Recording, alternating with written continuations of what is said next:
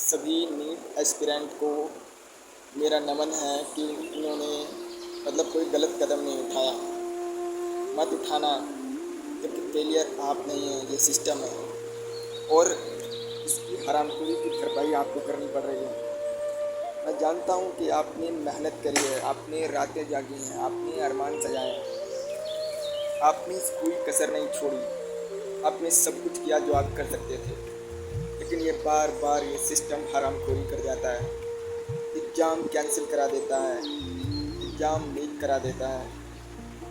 अगर बार बार इतनी बड़ी एजेंसी के एग्ज़ाम लीक हो रहे हैं, एक बार बच्चे से चूक हो सकती है, 2 बार हो सकती है, 3 बार हो सकती है, लेकिन ये बार बार होने लग जाए तो ये षड्यंत्र का हिस्सा ही होता है। क्यों षड्यंत्र का हिस्सा मैं कह रहा हूँ? क्योंकि वर्ल्ड इकोनॉमिक फोरम में अपने पैंडेमिक ट्रीटी के अंदर ये बताया हुआ है कि हमें इंसानी डॉक्टर की ज़रूरत नहीं है, हमको एआई रोबोट्स को मेडिकल फील्ड के अंदर लेकर के आना। दूसरी चीज़ ये है कि आपकी ज़िंदगी के साथ कितना बड़ा खिलवाड़ किया जा रहा है, आपकी मेहनत को किस तरीके से बर्बाद किया जा रहा है। आपके वो ख्वाब, जब आप रातें नहीं सोए, आप लाइब्रेरी गए, आपकी आंखों के नीचे गड्ढे हो गए, लेकिन आपने यही सोचा कि सफ़ेद बूट होगा कंधे पे और गले में हेडफोन होगा, जो निशानी होती है ना डॉक्टर की। आप डॉक्टर बनने के अरमान सजाते रह गए, लेकिन आपकी किस्मत खराब है या सिस्टम खराब है, या फिर वो कोई चीज़ है जो आपके साथ खेल खेल रही है। ये आपको खोजना पड़ेगा। आपके माँ बाप जो रिश्तेदारों में ये बताते फिरे कि मेरा बेटे ने नीट का एग्ज़ाम दिया है, उन पे क्या बीत रही है? जिन माँ बाप ने लाखों रुपए लगा के बच्चे को कोटा भेजा और उस बच्चे ने अपना जैसे तैसे घिस घिसा करके एग्ज़ाम दिया, जिस बच्चे के 600 से 700 के बीच में अंक आए या नंबर आए, उस पर क्या बीते? कि बार बार एक बार एग्ज़ाम हो जाने के बाद फिर दोबारा एग्ज़ाम हो रहा है कैंसिल होने के बाद, तो क्या वो दोबारा वो प्रिपरेशन, वो एनर्जी, वो लॉयल्टी रह जाती है? भला कुछ नहीं रह जाता भैया, कुछ नहीं। जब आप एक तो रास्ता ये है कि साल भर मेहनत करके आप जब एग्ज़ाम देने जाते हो ना, तो पूरी एनर्जी होती है आपकी बॉडी के अंदर। अब आपको रिकंडक्टेड करके दोबारा एग्ज़ाम कराया जाए, वो भी 20 दिन के अंदर, क्या ही हो पाएगा? सारा कुछ दाल भात बन जाएगा।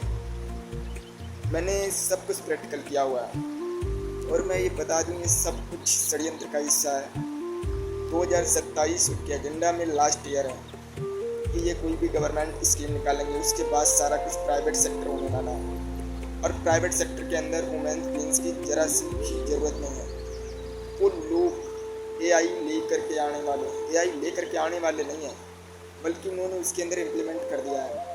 आपकी जो शिक्षा व्यवस्था है उसने आपकी स्किल्स को मार दिया है, आपको भेड़ चाल में बांध दिया है और आप इसके भीतर पिसते गए, कसंजा कसता गया। आपने कभी देखा ही नहीं कि ये एजुकेशन सिस्टम आपके साथ क्या कर रहा है।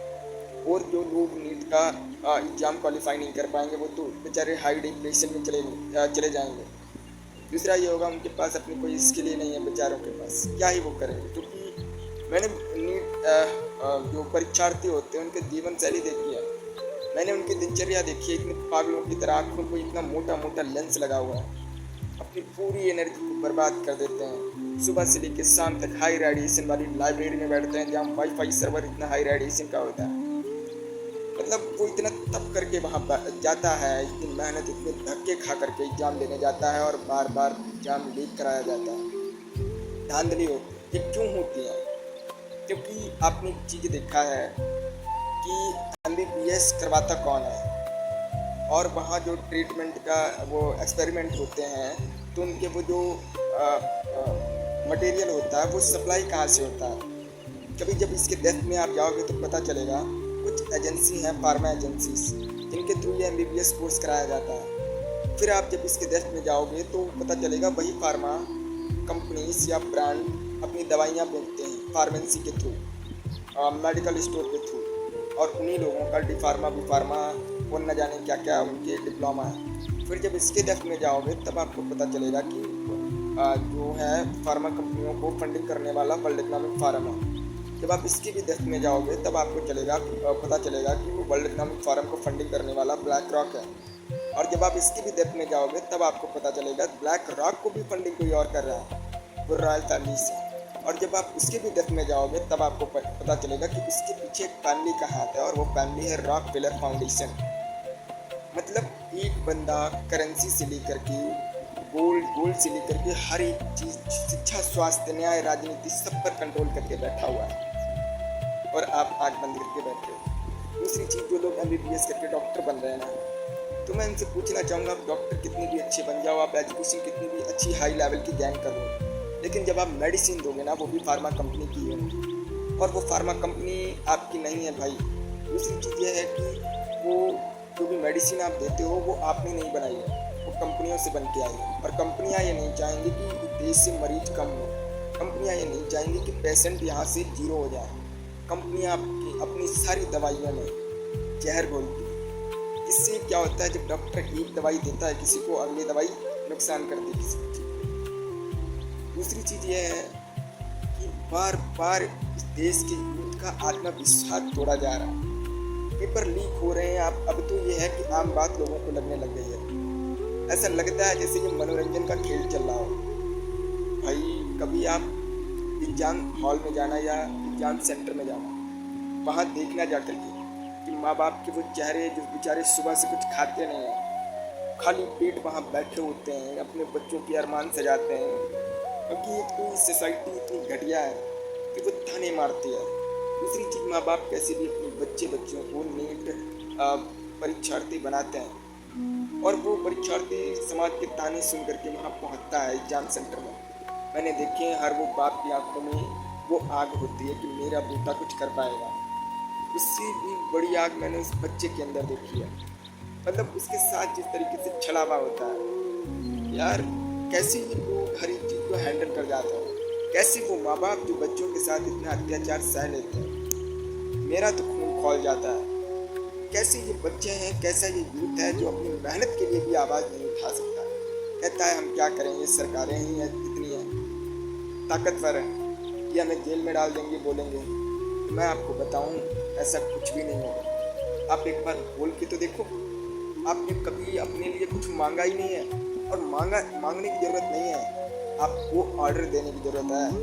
क्योंकि सत्ता हो या अधिकारी हो या फिर गवर्नमेंट डिपार्टमेंट हो, हर कोई सैलरी ले रहा है और सैलरी लेने वाला हर एक व्यक्ति नौकर होता है। नौकर से कोई एप्लीकेशन नहीं लिखी जाती है, बल्कि ऑर्डर एप्लीकेशन लिखा जाता है। आपको जो चाहिए वो इनसे कहो, इन्हें अरेंजमेंट करना पड़ेगा। एजुकेशन सिस्टम 2027 के बाद फ्लॉप होने वाला है। एजेंडा 2030 के अंदर आपको कुछ भी नहीं पता है भाई। सनबीम प्रोजेक्ट चल रहा है, क्लाउड सीडिंग चल रही है, हार्ड टेक्नोलॉजी के माध्यम से कहीं भी भूखा और बाढ़ लाई जा सकती है, सूखा लाया जा सकता है। कहीं भी सनबीम प्रोजेक्ट के थ्रू आपको, मतलब क्या ही मैं बताऊं, जिस तरीके से हम लोगों ने लेंस वाला एक गेम खेला था बचपन में कि सूरज की किरण आती थी, हम लेंस करते थे, उससे पेड़ जला लिया करते, वही खेला सनबीम प्रोजेक्ट के अंदर होने वाला है। जंगल के जंगल जलाए इसी तरीके से जाते हैं, जंगलों में आग लगाई जाती है, लगती नहीं है। आपको जियोग्राफी के अंदर गलत पढ़ाया गया, मतलब आप क्या ही वो, मुझे समझ नहीं आता। एक बात मैं आपको बता दूं, जो लोग MBBS के पीछे भाग रहे हो ना, ये आगे चल के बहुत बड़ा स्कैम होगा, क्योंकि डी फार्मा वालों की कोई वैल्यू नहीं रहेगी। इसी तरीके से MBBS वाले होने वाले, क्योंकि इन्हें डॉक्टर से ज़्यादा भरोसेमंद कौन होगा पता है? आर्टिफिशियल इंटेलिजेंस, जो ह्यूमन बीइंग डॉक्टर जो हैं उनसे बेटर इलाज करेगा। मतलब कुछ चीज़ को भी डेवलपमेंट मान रहा है, गजब की याद चोंचे बनती हैं। दूसरी चीज़ ये है कि हर जगह आर्टिफिशियल इंटेलिजेंस होगा, फिर आपका काम ही क्या है? और तीसरी चीज़ है, इस एजेंडा 2030 के अंदर, डिपॉपुलेशन एजेंडा के अंदर RFID चिप है, जो आपका एलन मस्क भी बोल चुका है, न्यूरोलिंक चिप को इंसानों को लगाई जाएगी, तो वो एक्चुअल में लगाई जाएगी और वो ट्रीटमेंट के नाम पर लगाई जाएगी। इससे ये होगा कि आपके नर्व सेल को कंट्रोल कर दिया जाएगा। आपका जो अंग खराब हो चुका है उसे उस चिप के माध्यम से कंट्रोल करके चलाया जाएगा। मतलब एक तरीके से आप एक सिस्टम, कंप्यूटर सिस्टम के भी गुलाम बनने वाले हैं। ये 2030 तक होना तय है। इसीलिए मैं बार बार कह रहा हूँ 2030 के बारे में रिसर्च कर लो, एजेंडा 2030 रिसर्च कर लो, हर एक षड्यंत्र को समझ लो। मैं बेवकूफ़ नहीं हूँ जो अपने जीवन के 4 साल लगा दिए मैंने रिसर्च पे। मैंने उस हर एक बिंदु पर अपनी रातें गंवाई हैं। मैं इसीलिए नहीं खामोश बैठ गया भाई कि मुझ में हिम्मत नहीं है, मुझ में बहुत कुछ है। मैंने ये सारी चीज़ें देखी हैं रिसर्च करके कि जो भी कुछ हम कर लें, जितनी भी एनर्जी के साथ कर लें, सब कुछ ये नुमाइंदे ये आदमखोर समाप्त कर देंगे। क्योंकि वो मतलब क्या ही मैं बताऊँ, अभी डिजिटल जनगणना के नाम पर आपकी सारी संपत्ति, आपकी सारा कुछ नीलाम करने की तैयारी है। पहले तो आपका डिजिटल डेटा उस पर अपलोड किया जाएगा, उसके बाद टोटल कंट्रोल होगा। मतलब आप अपने पास पशुधन भी पाल नहीं सकते हो। डिजिटल जनगणना के अंदर में भाई आप कौन सा कच्छा पहन रहे हो, कौन सी बनियान पहन रहे हो, ये तक पूछा जा रहा है। अपने घर के अंदर क्या क्या बना रखा है, क्या क्या उपयोग करते हो, किस कंपनी का उपयोग करते हो, ये सब जनगणना में पूछा जा रहा है। भाई ये कैम बहुत बड़े हैं। ये हर बार पेपर लीक का ड्रामा जानबूझ के करा जा रहा है कि कैसे भी करके 2027 तक लोग इधर उधर घूमते रह जाएं। ये एक चीज़ सोच ही ना पाए। दूसरी चीज़ यह है कि अब स्टेन फाइल जो आपके सामने रिलीज करी गई, वो केवल ये टेस्टिंग करना था कि देश के लोग कितने जागे हुए हैं और कितने मरे हुए हैं। वो बताना चाहते थे कि आपके देश की सत्ता में इतने वाहियात लोग बैठे हैं, आपका इसके प्रति रिएक्शन क्या होगा। रिएक्शन क्या, देश की भूखी मूंगी झकमूंगी इतनी आदमखोर जनता है जिसका खून तक नहीं खोला, जिसका राजा इतना वाहियात है, उसके मतलब विरोध प्रदर्शन तक नहीं हुआ यार।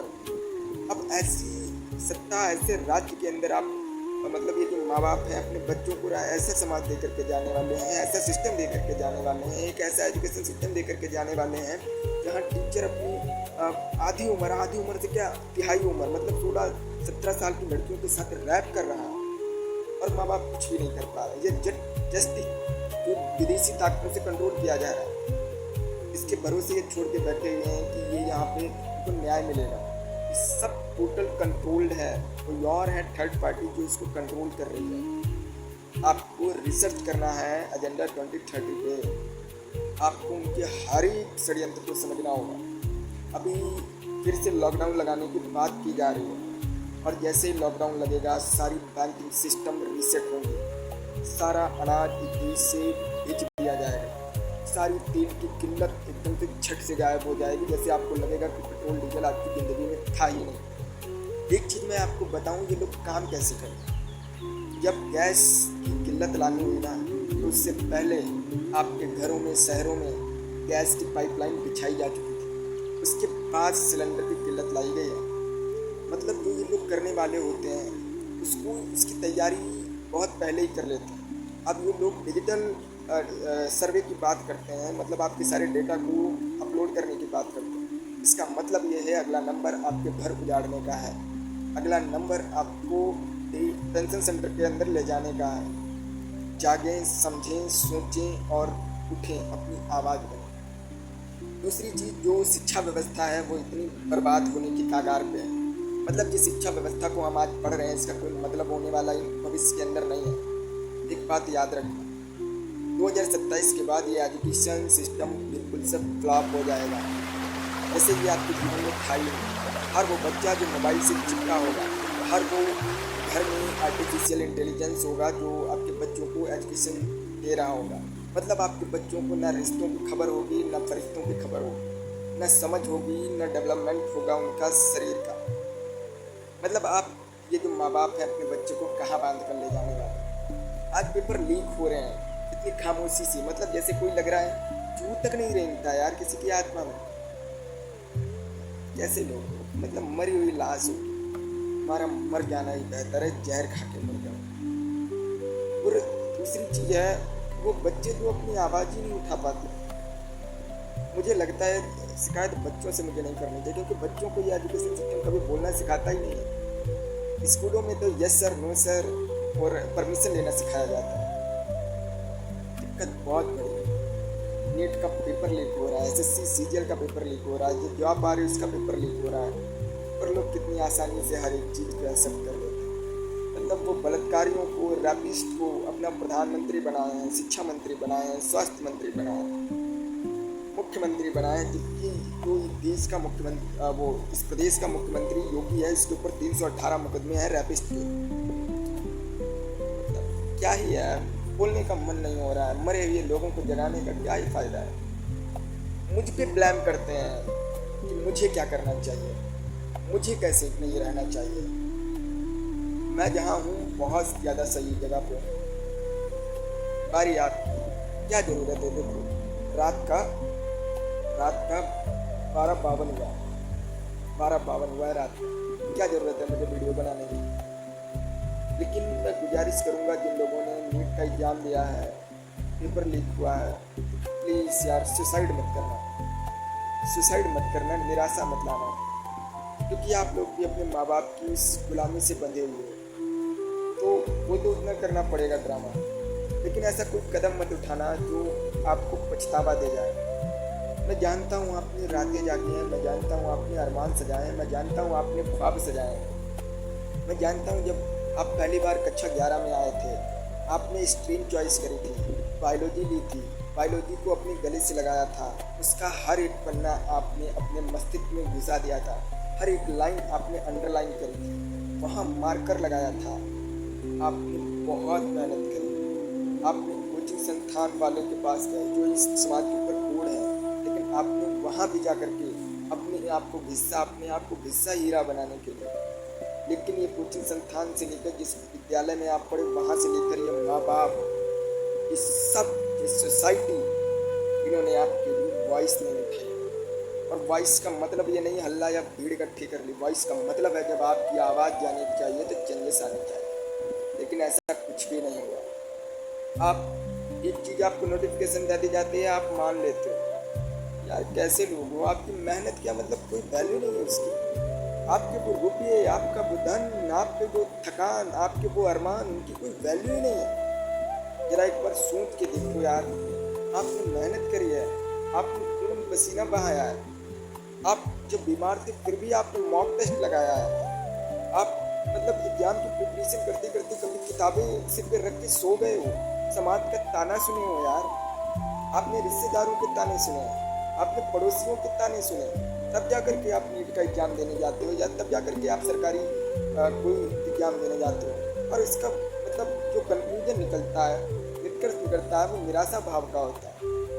मतलब आप सोचो, जहाँ 20,000 सीट हैं उसमें से 50 लाख लोगों ने एग्ज़ाम देने के लिए फॉर्म भरे, उसमें से आप भी एक दौड़ में घुसते हो, आप भी एक व्यक्ति हो, आप भी एक कण हो। फिर उन सब में से यार एक तो वो चीज़ है कि नामुमकिन चीज़ में आप इतनी मेहनत करते हो कि शायद मेरा हो जाए, जहाँ गारंटी है 99.9% गारंटी होती है कि आप फेल होंगे। आप कोई भी एग्जाम भरो, आप कोई भी फॉर्म अप्लाई करो, इसमें आप गारंटी है कि 99.999% आपका फेल होना पहले